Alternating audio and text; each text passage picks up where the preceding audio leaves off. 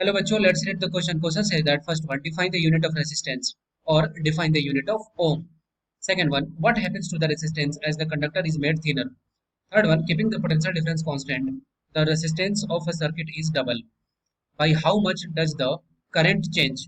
Okay, discuss करते हैं। तो इस क्वेश्चन को करने के लिए सबसे पहले की कॉन्सेप्ट क्या हो जाएगा? क्वेश्चन का की कॉन्सेप्ट ये हो जाएगा ओम्स लॉ। ठीक है, ओम्स लॉ, क्योंकि ओम्स लॉ के थ्रू ही किसका डेफिनेशन आया है? ये आया है रेसिस्टेंस का definition. According to the Ohm's law हमें क्या पता है? V इज इक्वल टू क्या होता है? I into R. ठीक है, तो यहाँ से R का वैल्यू क्या लिख सकते हैं? R का वैल्यू लिख सकते हैं V अपॉन आई। इसका मतलब रेसिस्टेंस जो है वो रेशियो है किसका? पोटेंशियल डिफरेंस और करंट का।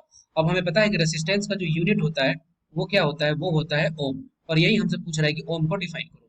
ठीक है, तो जस्ट अगर कंसिडर कर रहे हैं कि यहाँ पे ये कोई कंडक्टर है, ठीक है, उसका अगर ए पॉइंट है और ये बी पॉइंट है, इसके बीच में अगर पोटेंशियल डिफरेंस अगर 1 वोल्ट है और इसमें अगर करंट अगर आई का वैल्यू कितना हो? 1 एम्पियर हो। ठीक है, 1 एम्पियर का करंट अगर फ्लो करा रहा है, 1 वोल्ट का अगर इसके बीच में पोटेंशियल डिफरेंस है, तो इसके बीच में रेसिस्टेंस कितना होगा?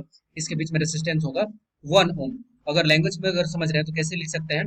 1 ohm is the resistance of the conductor such that the potential difference of 1 volt is applied to the end the current of 1 ampere flow through it. Okay, ये हो गया ओम का डेफिनेशन। इसका मतलब कि 1 ओम बराबर क्या लिख सकते हैं?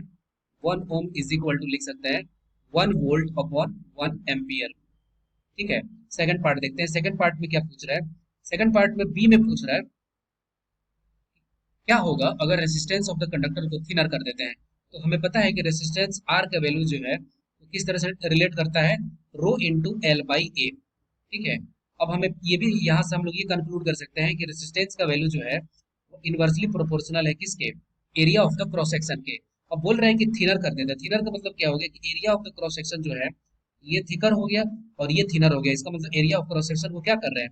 डिक्रीज कर रहे हैं। और area of the cross section को अगर डिक्रीज करेंगे तो इनवर्सली प्रोपोर्शनल का मतलब कि रेसिस्टेंस का वैल्यू क्या होगा? इंक्रीज कर जाएगा। That means resistance will resistance will increase.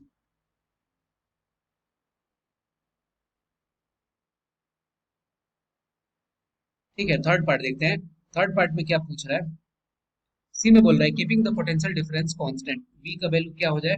मेरा कांस्टेंट हो जाए। अब बोल रहा है कि resistance of the circuit is double. अब हमें पता है कि ओम्स लॉ से V इज इक्वल टू क्या होता है? I R. ठीक है, V तो कांस्टेंट है, तो I और R के बीच में रिलेशन क्या होगा? इनवर्सली प्रोपोर्शनल का रिलेशन हो गया। अब बोल रहे हैं कि रेसिस्टेंस के वैल्यू को डबल कर देते हैं। ठीक है, अगर रेसिस्टेंस का वैल्यू को, तो हमें पता है कि अगर इनवर्सली प्रोपोर्शनल है तो अगर हम लोग अगर रेसिस्टेंस के वैल्यू को अगर इंक्रीज करेंगे तो रेसिस्टेंस का वैल्यू, करंट का वैल्यू क्या होगा? इंक्रीज करेगा। अब बोल रहा है कि resistance of the circuit is double, तो करंट कैसे होगा? तो अगर हम लोग रेसिस्टेंस का वैल्यू को डबल कर देते हैं तो करंट का वैल्यू क्या हो जाएगा? यहाँ से हम लोग कंक्लूड कर सकते हैं कि करंट जो होगा वो हाफ हो जाएगा। Current will half. I hope you will be understood it well. Best of luck, thank you.